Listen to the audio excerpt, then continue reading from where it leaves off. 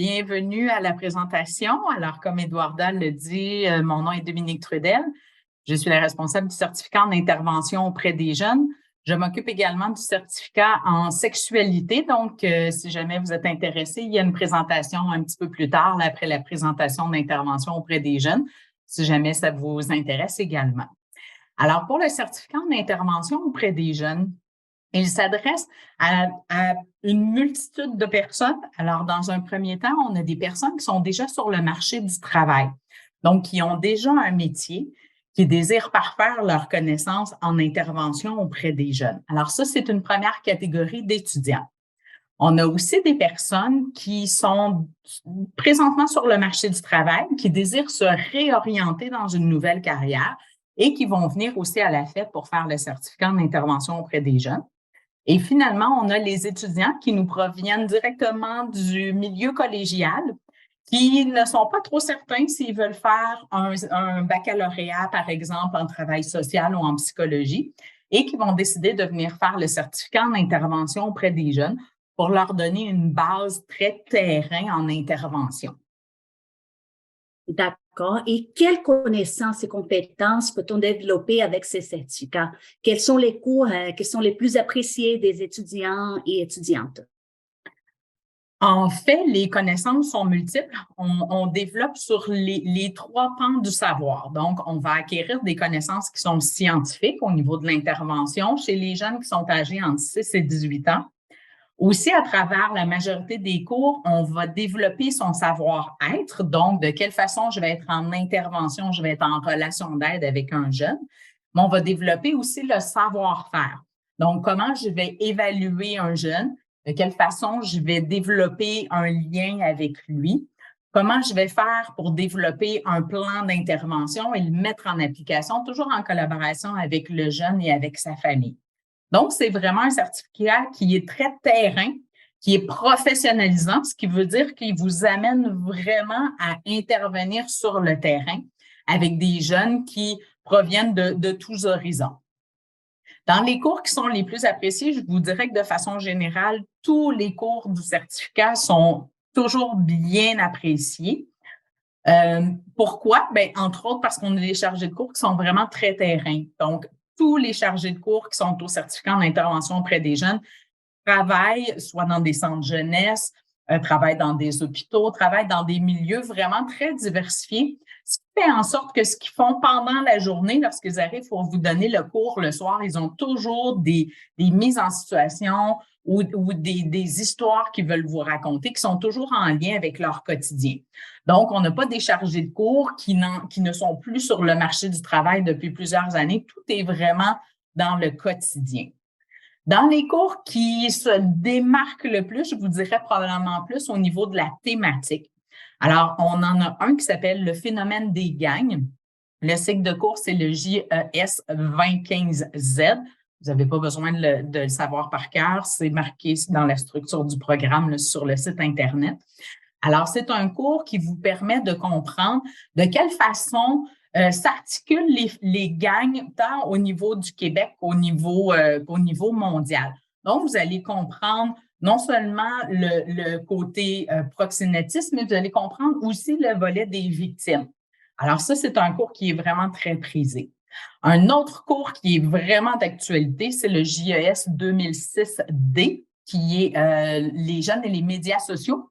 Donc, on voit un petit peu de quelle façon les jeunes vont utiliser les médias sociaux aujourd'hui, à quel moment est-ce que ça peut devenir problématique dans la vie d'un jeune et comment je peux intervenir pour aider ce jeune-là.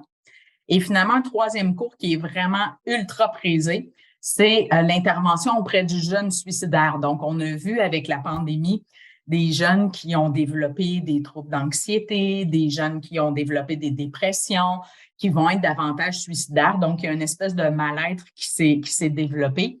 Et le JES 2014Z, donc l'intervention auprès du jeune suicidaire, est donné par une personne qui est formée en intervention auprès des jeunes suicidaires, qui a fait partie des équipes de crise en milieu, en centre jeunesse. Donc, c'est une personne qui est vraiment habilitée à vous amener à bien intervenir. Donc, c'est vraiment trois cours qui sont très, très populaires, mais je vous dirais dans l'ensemble du programme, les commentaires sont toujours très positifs concernant les cours et les chargés de cours. C'est très, très intéressant. Hein? Et quels sont les débouchés après l'obtention de ces certificats? Pouvez-vous nous donner quelques exemples de positions occupées par les diplômés? Oui. Je vous dirais que les débouchés sont très, très nombreux. Donc, partout où vous avez des jeunes, vous avez possibilité de vous trouver un emploi. Donc, ça peut être non seulement dans les centres jeunesse, ça peut être dans des maisons de jeunes, ça peut être en CLSC, ça peut être dans divers organismes qui vont être en lien avec des jeunes. Donc, je vous dirais que 98 de nos diplômés vont se trouver un emploi dans le domaine. Ceux qui ne s'en trouvent pas, c'est généralement parce qu'ils ne sont pas intéressés à travailler spécifiquement auprès des jeunes, qu'ils ont fait le certificat pour avoir une certaine base d'habileté, mais que leur clientèle cible n'est pas nécessairement les jeunes en premier lieu. Les débouchés que vous pourriez avoir, donc vous pourriez vous retrouver intervenant en centre jeunesse. On a des jeunes aussi, plutôt pas des jeunes, mais des étudiants qui vont venir faire le certificat et qui après vont tendre à avoir des postes de gestionnaire dans des organismes qui sont en lien avec les jeunes. Donc, vous allez avoir de multiples débouchés.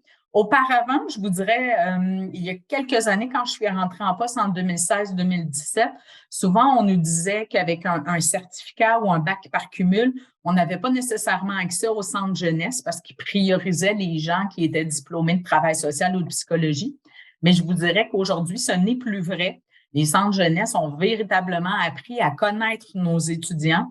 Nos chargés de cours aussi ont favorisé nos liens avec les centres jeunesse, ce qui fait qu'aujourd'hui, nos diplômés sont vraiment très prisés par tant les CIS, les centres jeunesse, les organismes communautaires, les maisons de jeunes, les écoles aussi, primaires, secondaires, vont engager beaucoup de nos diplômés. Donc, vraiment, les débouchés sont très, très, très nombreux. Sans aucun doute, vous allez vous trouver un emploi très facilement.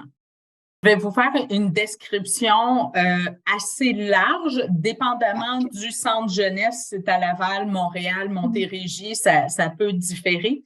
Je vous dirais de façon générale, les intervenants qui sont engagés par les centres jeunesse, ce sont des gens qui vont prendre en charge ce qu'on appelle en anglais un caseload.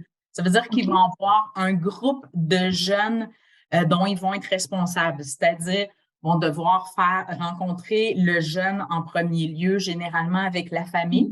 Donc, vous pourriez être amené à faire des visites à domicile, donc faire des suivis auprès de familles, auprès des jeunes.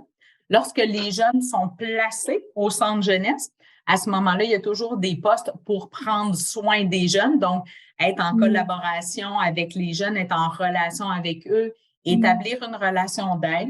Il y a des activités aussi que vous pouvez faire avec eux. Par exemple, il pourrait y avoir des discussions par rapport soit à la drogue, par rapport à l'alcool, par rapport à la sexualité. Donc, vous avez non seulement un rôle de soutien, de relation d'aide, mais vous avez aussi un rôle de coach, d'enseignant, si vous voulez, mais pas mathématiques, français. Donc, les rôles sont vraiment très, très variés.